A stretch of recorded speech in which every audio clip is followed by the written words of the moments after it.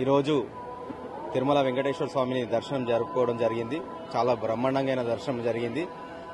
అదేవిధంగా మొన్న ఎలక్షన్లో మే 13 తారీఖు జరిగిన ఎలక్షన్లో మెదక్ ఎంపీగా పోటీ చేసినాం కాంగ్రెస్ పార్టీ అభ్యర్థిగా.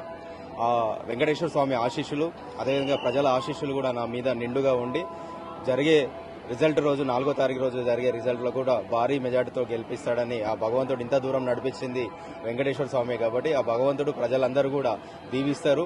రేపు ప్రజలందరినీ కూడా భగవంతుడు ఏడుకొండలవాడు ఈ ప్రపంచాన్ని మా తెలంగాణ ప్రజల్ని అందరినీ కూడా సుఖ సంతోషాలతో చూడాలని మనస్ఫూర్తిగా కోరుకున్నానని తెలియజేస్తున్నాను.